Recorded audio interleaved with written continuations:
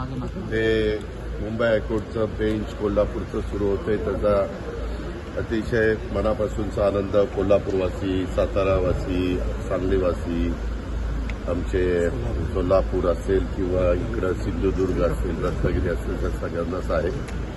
अनेक त्याच्याबद्दल लढे झाले, सत्याग्रह झाले, आंदोलन झाली, परंतु त्याला यश आलं। आता काही जण तर त्याच्यातले हयात पण नाहीयेत, कारण निश्चितपणे त्यांनी जो काही इतक्या दिवसाचा लढा त्यांच्या काळामध्ये दिला त्याला एक चांगल्या प्रकारचं यश आलं। चीफ जस्टिस स्वतः गवई साहेबांनी त्याच्यामध्ये अतिशय चांगली भूमिका घेतली।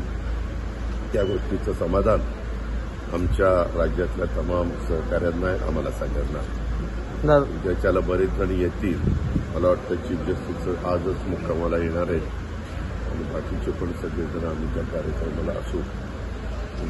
एक चांगला कार्यक्रम आणि ह्याच्यामुळं कोल्हापूर शहराला एक वेगळं आगळं महत्त्व प्राप्त होईल। कारण नाही म्हटलं तरी एवढे मोठ्या क्रमवारीचं मॅटर चालतात, लोकांचं येणं जाणं चालतं, आजूबाजूच्या जिल्ह्यातून पण लोक त्या निमित्ताने येणार, लॉयर लोक मोठ्या क्रमवारीचं त्या ठिकाणी राहणार, अशा पद्धतीनं आहे। बाकीची कोल्हापूर परिसरातली जी विकासाची कामं आहेत, मी मला वाटतं पुढच्या 25 तारखेला सोमवारी येणार आहे, त्यावेळेस मी आढावा बैठक आणि आत्ताच कलेक्टरांशी पण बोललो, मला मुश्रीफांनी पण विनंती केली आणि आमच्या चीफ आयुक्तांना पण कमिशनर राहायला सांगितलं कॉर्पोरेशनच्या।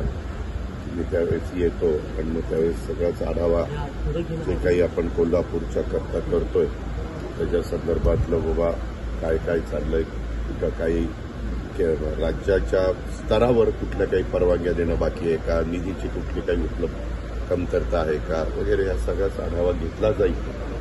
त्याच्यातनं जे प्रश्न अधिक गतीनं मार्गी लागणं गरजेचं आहे ते लावण्याचा प्रयत्न आम्ही सगळ्या प्रशासनाला विश्वासात घेऊन करू। दादा, सांगलीमध्ये राष्ट्रवादीचा कार्यकर्त्यांचा मेळावा देखील होणार आहे, या निमित्तानं पुन्हा एकदा पश्चिम महाराष्ट्रावर पकड मिळवण्यास प्रत्येक राजकीय पक्ष आपापल्या परीनं आपल्या पक्षाचं संख्या कशी वाढेल, पक्षाचं वातावरण कसं चांगलं होईल, कार्यकर्त्यांच्यामध्ये उत्साह कसा येईल, कारण पुढं काही स्थानिक स्वराज्य संस्थांच्या निवडणुका येऊ ठापलेल्या आहेत।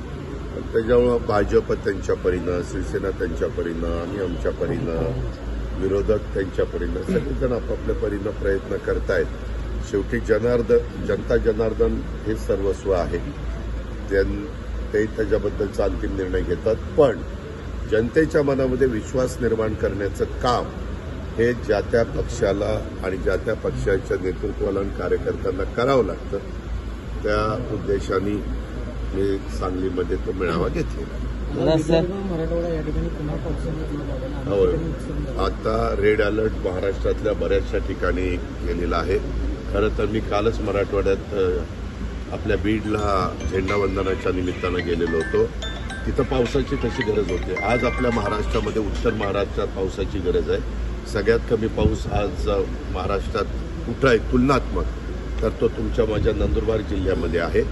तर तिथं आज पिकं नंदुरबार, धुळे, जळगाव या उत्तर महाराष्ट्रातल्या जिल्ह्यांमधली शेतकऱ्यांची पिकं पाण्याला आलेली आहे। परंतु मी आत्ताच चौकशी केली तर जळगावमध्ये पण ढगाळ वातावरण आहे आणि एकंदरीतच सगळीकडं हवामानाने असा अंदाज वर्तवलेला आहे की काही ठिकाणी रेड अलर्ट पण आहे, काही ठिकाणी येलो अलर्ट पण आहे आणि आत्ताचा हा पाऊस बऱ्यापैकी बरीचशी धरणं आता भरलेली आहेत, बरीचशी धरणं ओव्हरफ्लो झालेली आहेत आणि त्याच्यामुळं हा काही ठिकाणी पाऊस शेतीला पूरक आहे, शेतीला उपयोगी आहे, परंतु काही ठिकाणी मात्र आत्ता जी काही आपली खरीपाची पिकं आहेत ती जास्त पावसामुळं काही बाबतीमध्ये अडचणीत पण आलेली, पण राज्य सरकार त्याकडे बारकाईनं लक्ष ठेवून आहे की आमचा कृषी विभाग बारकाईनं लक्ष ठेवून आहे आणि त्याच संदर्भामध्ये माझ्या माहितीप्रमाणे जिथं कुठं पंचनामे होण्याची गरज आहे, जिथं कुठं शेतकऱ्याला ताबडतोब